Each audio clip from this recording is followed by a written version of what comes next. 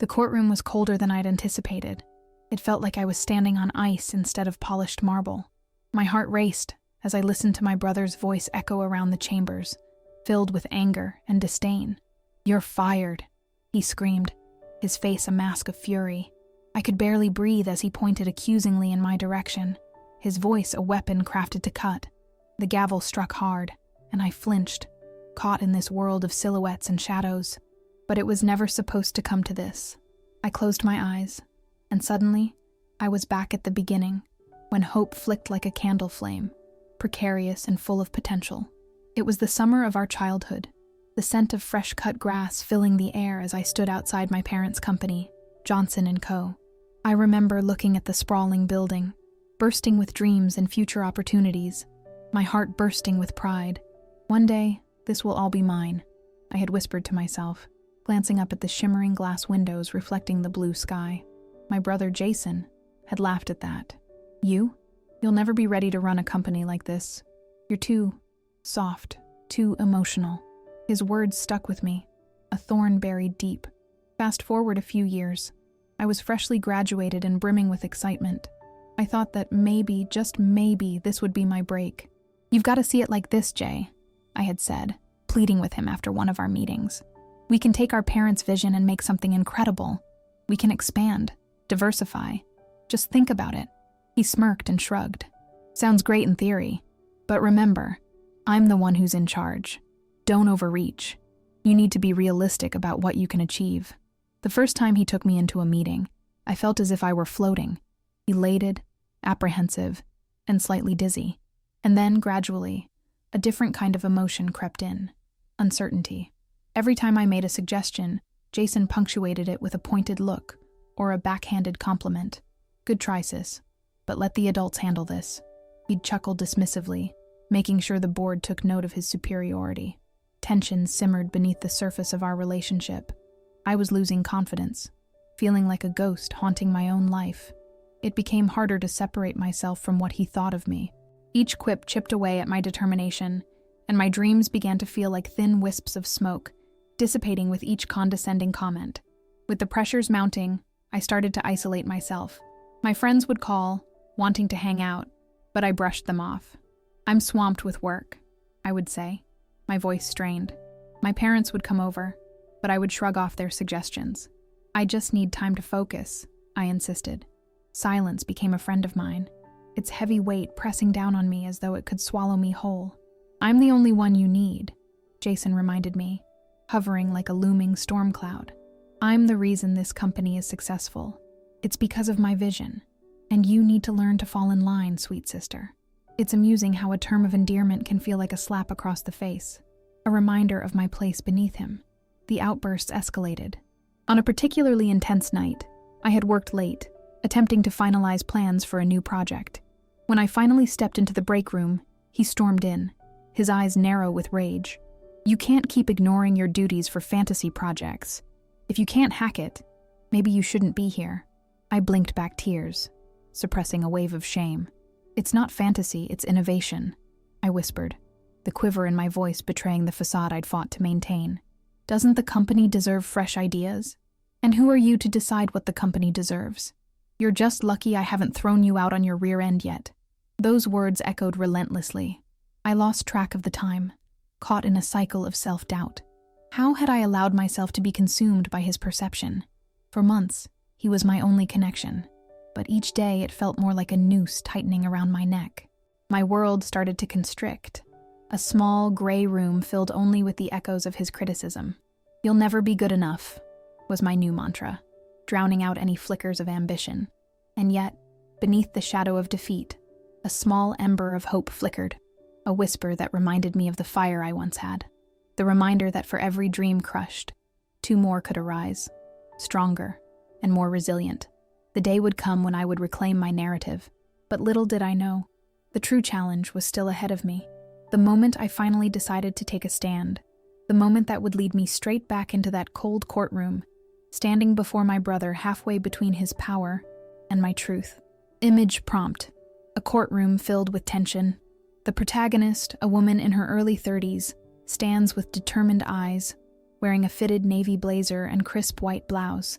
her dark hair pulled back in a sleek ponytail. Around her, shadowy figures stand in stark contrast. Her brother, with sharp features and an intense scowl, contrasting her calm demeanor. The cold light reflects on the marble floor, capturing the understated chaos in the air. The cold air wrapped around me, even days after Jason's explosive outburst in court. The gavel's echo had lingered in my ears, reminding me of what I had almost lost. It was as if time stood still, ever since I decided I could no longer be a spectator in my own life. I knew I had to dig deeper, pushing against the walls he had built around me. It was late afternoon when I returned to the office, the fluorescent lights buzzing overhead as I stepped inside. The scent of recycled paper and unsent emails washed over me, an oddly nostalgic fragrance that both comforted and unsettled me. I shuffled my way to my desk, determination coursing through my veins. That determination transformed my workspace from a place of dread into a crime scene ripe for investigation. As I began rifling through files that Jason had left scattered across the table, I wasn't sure what I was searching for. Maybe a slip of paper, anything that would connect the dots of his deception. My heart raced at the thought of uncovering something significant, something I could use against him. I picked up a crumpled document, then another, but they all felt useless. Just mundane business lists and projections cloaked in dense corporate language. Then, wait. Something caught my eye, sticking out from beneath an old debt report. A thin receipt, folded nearly in half. I pulled it out, the scent of stale coffee wafting off it. My breath hitched as I read the name on it. The Carver Group. It was a label I hadn't expected to see. Why would Jason be working with Carver? I muttered to myself, my fingers trembling slightly. I knew the Carver Group. They specialized in buying out struggling companies, tearing them apart piece by piece for profit. This doesn't make any sense. I buried my head in the paperwork, my mind racing. If Jason was in talks with this group, what did that mean for the company? What kind of plans did he have? And why was he keeping it from me? As I continued to read the receipt, a thought struck me. This wasn't just about me. This was about the very future of Johnson & Co. I felt a surge of urgency wash over me, forcing me to act. I quickly tucked the receipt into my pocket and fished out my phone. The name of an old friend sprang to mind. Maya, my college roommate who had turned into a successful attorney. One text wasn't enough to convey the gravity of the situation, so I picked up the phone and hit dial. Hello? Maya's cheerful tone contrasted sharply with the storm brewing inside me. Maya, it's me. I need your help. Right now, I said, trying to keep my voice steady as I paced anxiously. Hey, are you okay? You sound panicked, she replied. Concern threaded into her voice. I found something at the office. I'm not sure what it means yet. I rushed, my brain racing ahead of my words. But it's about Jason and Johnson & Co. Can we meet up? Of course. Come over. I'll make coffee, she replied, and I could hear the chair scrape as she got up. As I arrived at her apartment, I was greeted by the warm, inviting aroma of freshly brewed coffee, mixed with the sweet notes of vanilla candles. The atmosphere was a comforting hug after my cold, corporate reality. Maya sat on the sofa, her dark hair streaming across her shoulders, eyes bright and encouraging. All right, spill it. What's going on? She said, leaning forward, her genuine concern making me feel safe enough to lay my burden before her. I pulled the crumpled receipt from my pocket. I found this in the office. It's from the Carver Group. Jason's working with them. Maya's eyebrows knitted together in contemplation as she took the receipt from my hands. Okay, this is serious. If he's trying to work with them behind your back, that could destroy the company. I don't know what to do, I confessed, my voice a whimper lost in a whirlwind of anxiety. Let's take a step back. We need to investigate. When's the last time you spoke with Jason about company matters? I sighed heavily. The reality was suffocating. He's been keeping me out of the loop more than usual. It's like he doesn't think I can handle anything. That's typical manipulation, she replied, shaking her head. Let's explore this further. A PI might help gather information without raising his suspicion. We need to know what's going on before confronting him. My eyes widened. A private investigator? Isn't that a bit drastic? Desperate times call for drastic measures, she said, her voice firm. You have to arm yourself, especially since he's too blinded by his ego to see the monster he's becoming. If he's really working behind the scenes, you need to stop him. I felt a knot of anxiety loosening, replaced with a spark of determination. Okay, let's do it, I said, swallowing the fear accumulating in the back of my throat. Maya smiled. Let's put this detective work in motion, partner. Little did I know, this was the beginning of my transformation. I was no longer just a victim. Now, I was a player in my own game. I would expose Jason's deceit and reclaim my life, all while keeping my secrets close to my chest, as the tension began to build higher than ever. Image prompt: a cozy apartment living room. The protagonist, a determined woman in her early 30s, sits on a plush sofa, her dark hair loose around her shoulders, a hint of determination in her eyes. Opposite her is her ally, Maya, a woman with curly hair and a confident stance, holding a receipt in one hand while the other gestures animatedly. Coffee steam rises from a nearby table, adding warmth to the scene as the sunlight spills through the window, hinting at hope amidst shadows. The air in my parents' living room was thick with tension, a stark contrast to the family gatherings I had once loved. I glanced at the clock, the hands ticking away my mounting anxiety. My confrontation with Jason loomed ahead, an electric current between us. As the door creaked open, my heart soars momentarily, only to plummet at the sight of my brother. "What's wrong with you?" he asked, his eyes narrowing, a slithering smirk playing at the corners of his mouth, as if he'd already anticipated my presence. I took a breath, feeling the weight of the receipt tucked securely in my pocket. "We need to talk, Jason. About you and the Carver Group." He cocked his head, feigning confusion. "The Carver Group? What on earth are you talking about?" A chill swept through me, and I pressed forward, determined to rid myself of the fear that gripped me. "I found a receipt in your office. I know about your plans. You're trying to sell the company out from under me, aren't you?" Each word came out stronger than the last, yet I felt vulnerability emblazed on my heart. Jason's response was immediate, the air feeling heavier, as though he had conjured an invisible wall between us. "You've got to be kidding me. A receipt? You're grasping at straws." He laughed, an overwhelming sound that clashed with my steady breaths. "You think I'd include you in something that serious? You can't even make a decision without my help." "I can make decisions," I insisted, my voice rising, throbbing with indignation. "You don't want me to succeed because you're afraid I'd outshine you." He chuckled darkly. "Oh, come on. You're hardly my competition. You're not this impressive entrepreneur you dream of being. You've got to quit living in that fantasy. Everyone can see it. You're too emotional and soft for this world." As I stared into Jason's piercing gaze, ice ran through my veins. Did they really believe that? Muffled whispers crawled from the corners of the room like cobwebs, snagging my mind. I could feel my parents' eyes on us as they entered, each of them bearing their worries as I realized I was trapped in their judgments. "Everything all right here?" my dad asked, stepping into the room, his voice steady yet tinged with concern. "Nothing to worry about, Dad. Just your daughter losing herself in nonsense again. Like usual," Jason shot back, casting a victorious glance in my direction. The dagger-like words stung, cutting through any lingering confidence. "Can you tell her how ridiculous this accusation is? Dad, please," I began to plead, yearning for support, but sensing his hesitance as he looked between us. "What's this about, honey?" Mom chimed in, her voice warm yet laced with worry. "It's about the company. Jason is not being honest with us."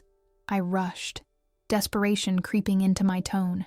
If only they could trust me, could understand the depths of deceit surrounding me. "The only liar here is you," Jason interjected, his voice a sharpened knife. "You have a wild imagination if you think I'd ever do anything against the family. I'm always putting the company first." My heart raced. Jason's words spun around in a cacophony, drowning out my thoughts as I witnessed confusion manifest in my parents' eyes. "Jason," I tried again, but the words fell flat against the surface of his twisted reality. "You're just," he continued, fixing me with a pointed look, "so desperately out of touch. You keep shutting out everyone who cares about you, including the people who actually run this family and company." I felt my world tilt. I was the melodramatic sister, a swirling storm of issues. I could hear the faint whispers of condescension trickling into the room. Each of their gazes reinforced Jason's narrative, their doubt anchoring me deeper into this heavy darkness. "Maybe we should all just relax for a moment," Dad finally suggested, attempting to mediate the growing tension. "This seems unwarranted. We need to consider everyone's opinions." His diplomatic tone was a feeble life raft thrown into an ocean of chaos. "I'm not crazy," I shouted, the emotion breaking through the dam I'd built. "You think I'm overreacting? I found the proof. Why can't you see that?" The desperate plea hung in the air, but with each tick of the clock, I felt more isolated. Instead of acknowledging my anger, Jason leaned back, arms crossed smugly. "I think you just want attention. You've drenched yourself in this obsessive narrative because you're afraid to own your incompetence." The walls of the room closed in, distorting the space. I felt like a child again, small, invisible, whispered away into the corner, while the adults engaged in a raucous debate, proving my existence didn't matter. I was the scapegoat for our family's shortcomings, the one who broke under the weight of their expectations. As the conversation fizzled out, it became increasingly clear I was fighting against the tide, drowning in his manipulations. The flickers of disbelief danced in my parents' eyes, enamoring them with Jason's warped version of what I was becoming. I looked down, feeling the cool texture of the receipt pressing into my palm, as if it was the last remaining seed of my defiance. In that moment, I understood how truly entangled I was, not just in the web Jason had spun, but in the mirage of familial loyalty that felt more like a prison. I need to go," I managed to choke out. I turned and stepped away, leaving them behind in their swirling world, where I had become the villain of my own story. Image prompt: a tense living room during a family confrontation. The protagonist, a woman in her early 30s, stands rigidly, her eyes flashing with defiance. She wears a dark blazer, contrasting with her brother Jason, who leans back, arms crossed, smirking with sharp features. The parents appear worried, shifting between them, creating an atmosphere thick with confusion and betrayal. Light filters through the window, casting shadows that symbolize their fractured bonds and hidden truths. The next days felt like a whirlwind of chaos as Jason executed his final move, pulling the strings of my life tighter than ever before. I kept replaying the scene in my head, the moment he ridiculed my worth as if I were nothing but an inconvenient nuisance. I barely had time to regroup when everything came crashing down. "Get out of my office!" His voice thundered through the glass panes that separated our worlds. I could feel the chill in the air, as if winter had sneakily slipped into summer. "You're no longer welcome here. I've decided to let you go. Effective immediately." "What?" I managed to stutter, disbelief coating every word. "You can't just fire me! This is my family's company!" The walls of my pride threatened to tumble, leaving me exposed in this corporate gladiator arena. "Your family?" he sneered, the corners of his mouth twisting into a smirk. "You haven't been part of this family for a long time. You're acting like a little girl who lost her toy. Suck it up." Each sneering comment was like a knife, carving me into fragments. "Jason, please, let's not do this. I can help," I pleaded, panic rising in my chest. "This isn't just business. It's personal. Not for me. I've spent years cleaning up your messes. It's time you learned a hard lesson. Maybe then you'll stop clinging to delusions." I felt my heart pounding in protest. Standing here, I had fought for my right to belong, to be seen. And what was I left with? I could feel the walls closing in, suffocating me in thick silence, mixed with the scent of corporate desperation. With a flippant wave, Jason dismissed me, turning to his laptop as if I were a fleeting annoyance. The betrayal flared within me. "You can't just cut me out like this." "I just did," he replied, his voice icy and devoid of remorse. "Pack your things and go." I turned on my heels, fury and desperation vibrating through my veins. Every fiber of my being screamed for justice, but I was losing my grounding, and any plans for coming back fell deeper into an endless void.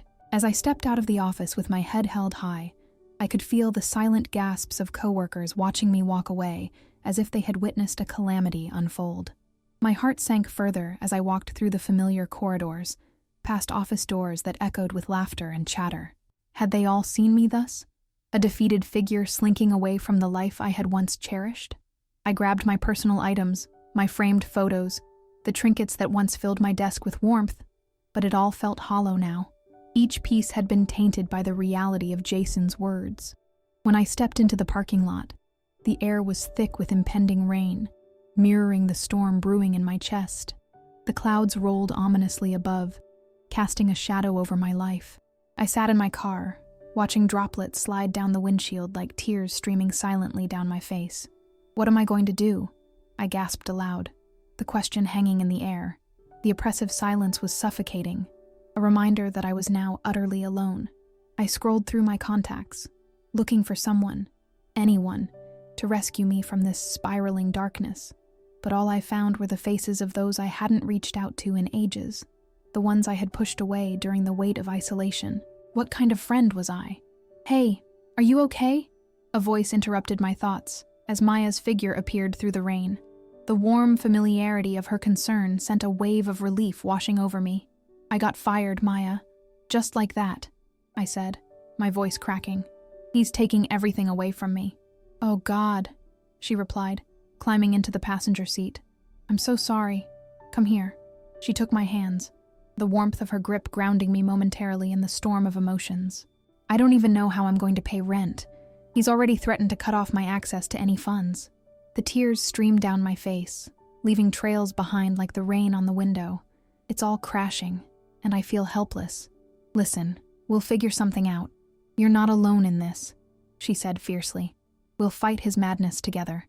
He can't take everything from you, but he already has, I whispered, choking on the depth of despair that was swallowing me whole.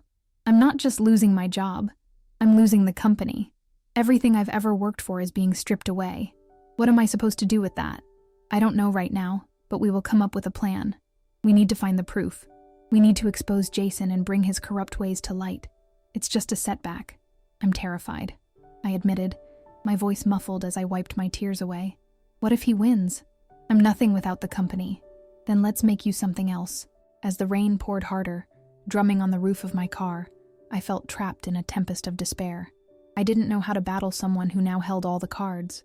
But with Maya at my side, a flicker of hope ignited within me. I would have to reclaim my place or rebuild from the ashes of betrayal. Image prompt: a rain-soaked parking lot, illuminated by the dim lights from the office building. A determined woman in her early 30s, with dark hair clinging to her face, sits in a car, tears streaking her cheeks. Beside her, a supportive friend leans over, offering comfort, her curly hair framed by the car's interior light. The sound of rain pattering against the window sets a somber tone, capturing the essence of vulnerability and resilience amidst despair.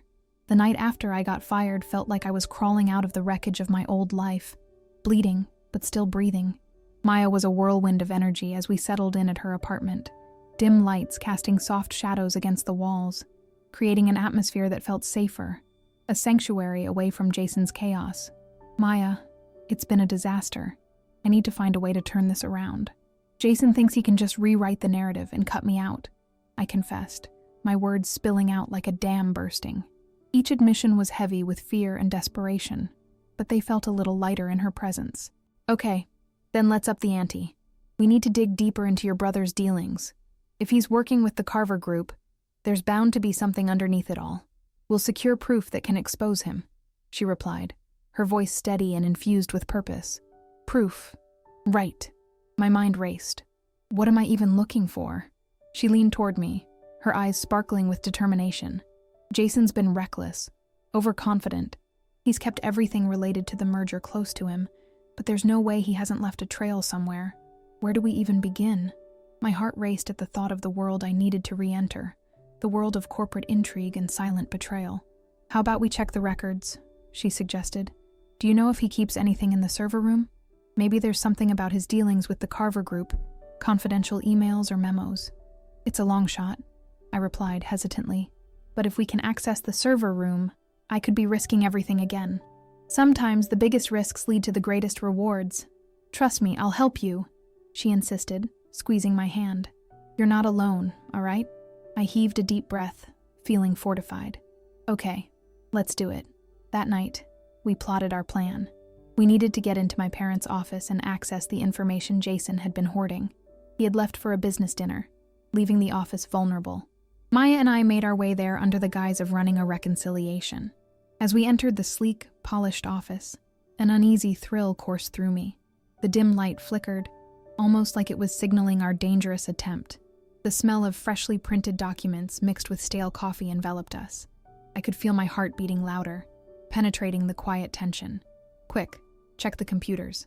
I'll handle the filing cabinet, Maya whispered, her eyes darting around as if they would assure me no one was lurking. I followed her instructions, my fingers trembling against the cool keyboard. I discovered passwords weren't as difficult as I'd anticipated. Years of familiarity helped me slip into the system.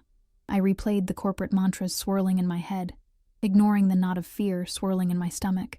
Got it, I announced, my voice barely above a whisper. I'm in. Now what do I look for? Look for anything that mentions the Carver Group. Emails, contracts, invoices, anything. Her urgency pushed me, igniting the determination simmering beneath. The click of the mouse echoed through the silence.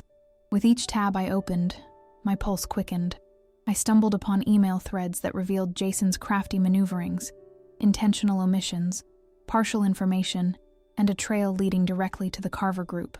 Then, hiding in a corner of my search, I found it, a folder labeled Confidential.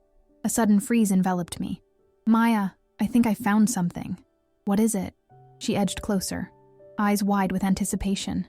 I clicked it open, and my breath caught in my throat. There it was, evidence of illegal transactions. Jason had been siphoning off funds from the company accounts, redirecting profits into personal accounts labeled under phony company names. No, this can't be real, I whispered, grappling with the sinking weight of his treachery as I scrolled through the documents. He was embezzling money. Are you serious? Maya's voice trembled slightly as she grasped the severity of the situation. Look at this. I held the screen to her. He's doubled down, planning to sell the company while pocketing profit all on the side. Maya's hands flew to her face, shock flickering across her features. We have to bring this to the authorities. This is bigger than just you and him. It's outright fraud. No, I hesitated, a fear creeping in. If he finds out we accessed this, we're dead. I need to find a smarter way to harness this, to corner him without making it obvious. Maya nodded, the cogs in her mind churning swiftly. What if we set up a meeting? We could bring it all to light publicly, maybe during one of his board meetings. My heart raced at the thought. A board meeting would be perfect. A trap. All his power plays laid bare under scrutiny. Exactly. We can confront him when he's at his highest and let everyone see the truth, she said, excitement building. This is the moment, and we'll expose him for the fraud he is. All right, I breathed, feeling alive for the first time since everything fell apart. Let's put a plan together. As we closed the documents and exited the office, my heart raced with a renewal of hope. This wasn't just about reclaiming my position. It was about striking back against the monstrosity my brother had built while dragging my name through the mud. This is it, Maya, I whispered, empowered. We're taking back what is mine and bringing Jason down with us. Image prompt. A dimly lit office filled with tension. The protagonist, a determined woman in her early 30s with a focused expression, sits at a modern desk, glowing screen illuminating her face. Beside her stands her ally, Maya, with curly hair and an expression of disbelief. Papers litter the desk, and glaring blueprints of deceit flash across the screen, creating an atmosphere charged with urgency as they unveil hidden truths, desperate yet resilient against the shadows of betrayal. As the days passed, I crafted my plan and patiently waited. I acted like a shadow in my former life, pretending to fade into the background while plotting my return after Jason's explosive dismissal. The wound was still fresh, and I needed him to believe the defeat, letting my guard down while I locked in my real strategy. Maya's enthusiasm was infectious, and with her support, I arranged a gathering in the city, a charity gala hosted by the board members of Johnson & Co., a perfect stage for the play I had written. The venue choice felt more symbolic now. The towering glass building seemed to mock me, and Jason wouldn't suspect the trap I was setting within its shimmering walls. It was the night of the gala. I stood in front of the mirror, fiddling with the shimmering gold dress that hugged my curves. My hair fell in waves down my back, and confidence swirled inside me, fueled by the familiar scent of my perfume, jasmine mixed with something grounding, anchoring me to the moment. Tonight, you're not just reclaiming what's yours, Maya had said, adjusting her own chic outfit beside me. You're taking the entire show. Let them see the strong woman you really are. With every pulse of music flowing from the gala, I felt the weight of my secret plan crushing down on me. Guests poured in, laughter bubbling like champagne, the atmosphere sparking with a collective energy that felt almost electric. My heart raced as I stepped inside, absorbing the glittering lights and the hushed whispers that surrounded my entrance. "Look, there's Jason," Maya whispered, nodding discreetly toward him, laughing with a group of investors near the bar, his back turned to us. "You ready?" I nodded, taking a steadying breath as I approached. "Let's make my presence known." The moment we reached them, my brother turned, his laughter halting. The look on his face morphed. A blend of surprise and annoyance washed over him as if I had materialized from thin air. "What are you doing here?" he snapped, immediately on guard. "Isn't it fantastic, Jason? I'm reclaiming my place in our family company," I replied, forcing a smile that felt sharper than intended. "What a lovely gala you're hosting. Isn't Charity just delightful?" The tension hung in the air like smoke. The guests around him glanced between us, their curiosity brewing as I extended my hand, weaving my web of apparent reconciliation. "I'm not here to fight. I'm here to celebrate." Jason clenched his jaw. I detected the momentary vulnerability beneath his mask. "Don't get too comfortable.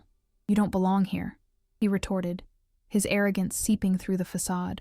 "Actually, Jason, you'd be surprised how much I've grown in the dark," I replied, my voice firm yet measured. "I'm here to prove that I deserve my rightful spot. This evening belongs to more than just you." He chuckled, but it lacked conviction. "How touching. It's adorable that you genuinely think I'm worried about you." "Is that so?" I challenged, leaning into the challenge, feigning control while suppressing my exhilaration. "I was beginning to think you'd sold me out entirely, and from what I've uncovered, it seems you've done quite the opposite. You're pathetic," he shot back. His eyes narrowed, but something in his posture shifted. It felt as if corners of an unseen control were crumbling underfoot. "Am I?" "I'll let everyone decide," I continued, feigning defeat and gathering the strength of all my allies, the loyal friends who had stood by as Jason orchestrated his reign. "But tonight isn't about winning or losing for me. It's about unveiling truths." He furrowed his brow, confusion washing over his face. "What are you talking about? Spare me the theatrics." I leaned closer, lowering my voice for the next words to sting. "You'll see soon enough. Just wait." "Stop this nonsense," he whispered coldly, glancing at the curious audience eager for fireworks. The heat of their interest matched the tension, enveloping us like a cloak. The stakes were higher, and I reveled in the knowledge that I had the upper hand. "Why don't we make a toast?" Maya suddenly chimed in, diverting the energy in the room. "To new beginnings and unique opportunities." With hesitant smiles, our audience accepted the invitation, cups clinking and eager chatter rising within the atmosphere. I caught Jason's glare before he reluctantly raised his glass, following the charade. As the guests mingled, I caught snippets of my brother's name accompanied by hushed whispers, a storm brewing within the crowd. Maya had already arranged for some of the board members to hear the rumors about potential malfeasance, enough to pique their interest, enough to open the door for my gambit. When the formal announcements began, the chatter quieted, focusing on the front stage where the host addressed everyone. "We'd like to extend a special welcome to our board members and a deeper thanks for their unwavering support." "Lies," Jason hissed beside me, trying to mask his anger. "You're digging your own grave, knocking at your own downfall." I regarded him with a sharp gaze, welcoming his hostility as it turned into his fuel. "Tonight, Jason, I bring what the truth always deserves. Let's gather everyone's attention for a second. There's something I want to share." "Are you insane?" He reached for my arm, but I evaded his grip. "Ladies and gentlemen," I announced, raising my voice, "I appreciate everyone coming out and standing by the company I cherish. I've just recently uncovered some important information regarding the inner workings of our beloved Johnson & Co." Gasps erupted from the audience. Jason's face paled one shade after another as every eye in the room turned toward us. "What are you talking about?" he hissed, panic peeking through the mask of arrogance. I took a deep breath, the anticipation of the moment sparking through me like electricity. The trap was set, yet I had to decide the most significant twist. It was the moment I had planned for, but its execution tangled in the web of emotions that billowed within my heart. I had to decide. Forgive or destroy? Tell me in the comments. With that final thought echoing in my mind, the room's energy shifted, leaving a space for the truth and shrouding Jason's deceit, ready to expose the foundation he precariously built. Image prompt. A glamorous gala filled with glimmering lights and elegantly dressed guests. The protagonist, a determined woman in her early 30s with waves of dark hair, stands confidently at the center, addressing an audience with fierce conviction. Opposite her, her brother Jason, with sharp features and an alarmed expression, listens anxiously as whispers circulate, the atmosphere thick with tension as champagne glasses glisten, creating an electric ambiance, everything balanced on the edge of revelation and confrontation. The tension in the room thickened as the gala continued to buzz around us. I could feel the anticipation pulsing through my veins, a thrilling undercurrent to the storm brewing between me and Jason. My heart raced as I prepared to expose him, unveiling every hidden truth like a magician pulling back the curtain to reveal how the trick was done. "I can't believe you would stoop so low," Jason hissed under his breath, his face painted with disbelief and rage. I could see the veins on his temples pulsating, shadows dancing across his narrowed eyes. "You think a few crumpled documents will take me down?" "Oh, Jason," I replied with a sly smile, savoring the delicious moment, the crowd growing silent, curious about our unfolding drama. "It's amusing that you underestimate me. You've thrived on my softness for so long, but tonight, I hold all the cards." His lips twisted into a snarl, and I could sense the desperation clawing at him. "You have no idea what you're playing with. This family runs on loyalty, and you're risking everything for your little charade. You're just a petty thief in the night." I leaned in closer, letting my voice pair with the murmur of the nearby guests. "How pathetic it must be to think loyalty is built on lies, deceit, and betrayal, brother. You failed to understand that I'm not here for your approval. I'm here to reclaim my truth." The murmurs burst into a chorus of gasps, and I reveled in the attention I'd commanded. Anxiety mixed with an exhilarating thrill, and I could feel the eyes of the audience lingering on us, waiting for the revelation to unfold. The formal addresses fell quiet, anticipation gripping the room. "Ladies and gentlemen," I began, letting my voice rise above the whispers. "If you look closely, you'll see the magnificent empire built by my family, now teetering on the brink of disaster, all thanks to my brother." I paused, welcoming the tension in the air as multiple gazes landed on Jason, who stood frozen, glaring daggers at me. He's been lining his pockets while dragging Johnson & Co. through the mud, positioning us for his personal gain. I moved closer to the stage, aiming to absorb every pixel of the moment, every heartbeat of judgment. "You all recognize the name the Carver Group, don't you? The ones who destroy companies and cut their hearts out, leaving nothing but husks?" "Stop!" Jason shouted, desperation beginning to seep into his tone. But I pressed on. Just a week ago, I accessed information revealing how he has been embezzling funds under our very noses, creating fake accounts, and setting up deals that bleed the company dry. Yes, ladies and gentlemen, the very person you placed your trust in. I could taste the bitterness in my words, added zest to the truth spilling forth. "A pathetic conspiracy," Jason snapped, fuming. "You're grasping at nothing, trying to poison everyone's mind against me. What I hold here," I continued, pulling the incriminating documents from my purse with a dramatic flourish, "is proof of your treachery."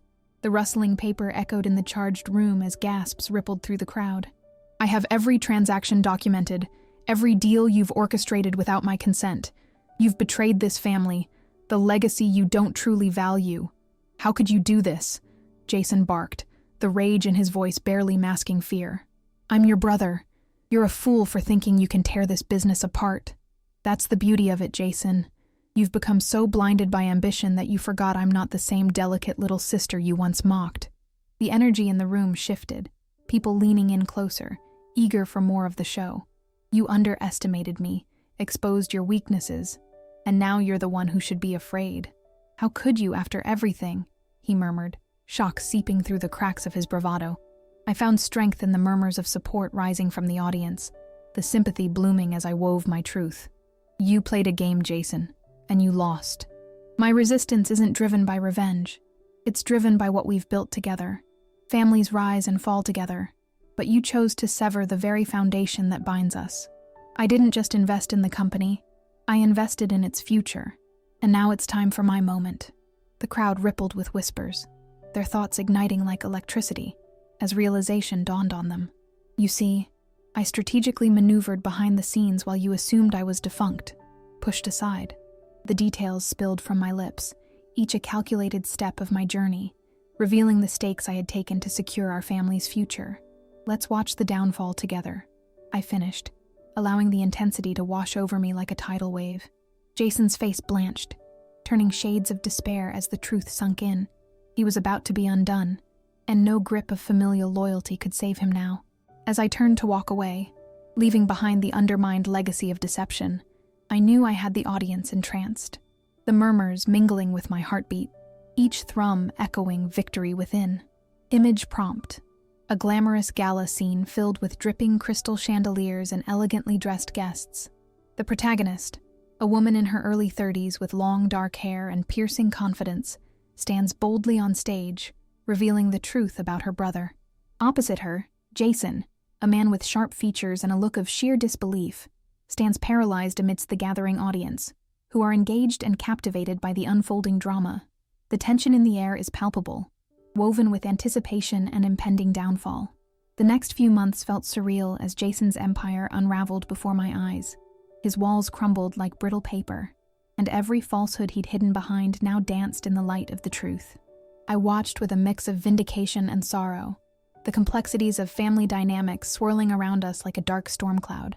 In the aftermath of my revelation, Jason was swift to react.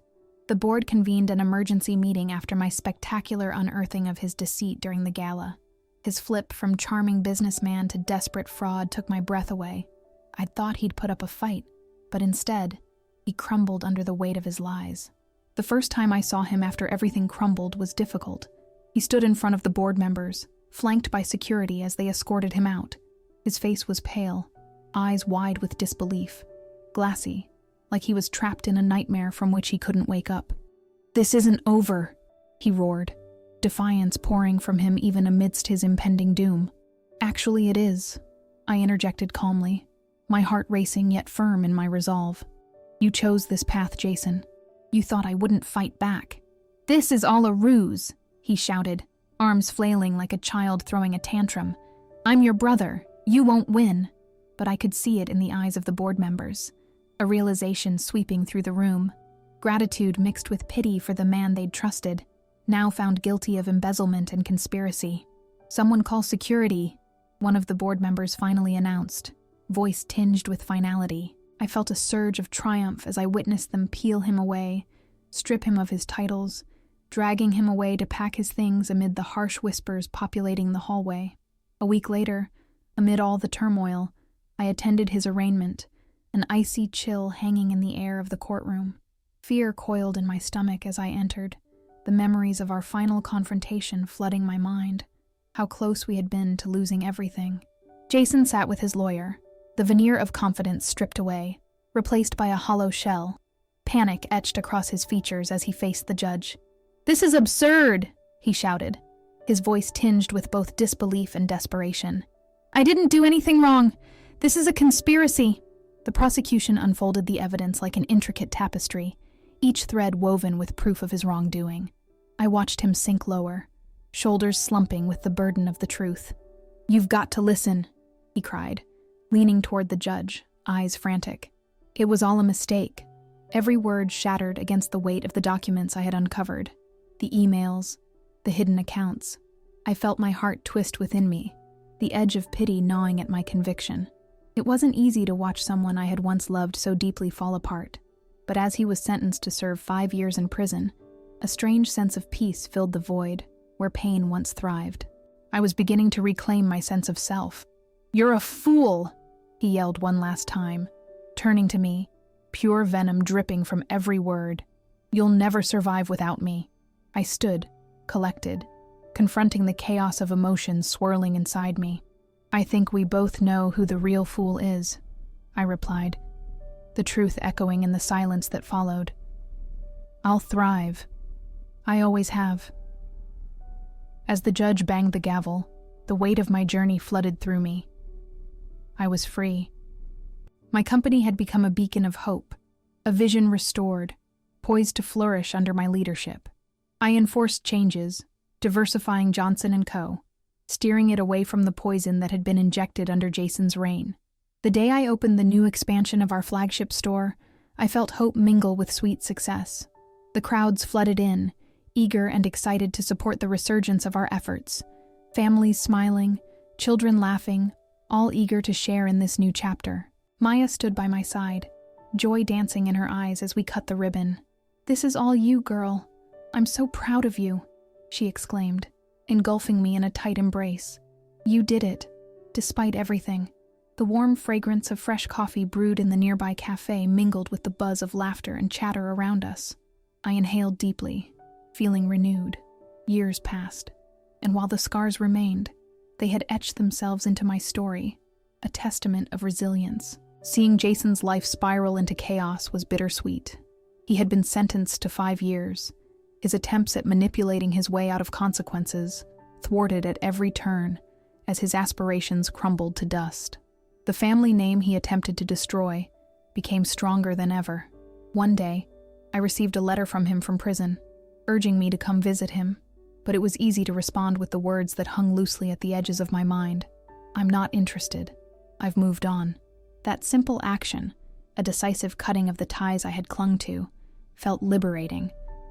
The rebirth of Johnson & Cohen, infused with passion and integrity, had revitalized me in ways I never thought possible. My dreams flourished beyond the shadows of that dark chapter, limitless in the light of new hope.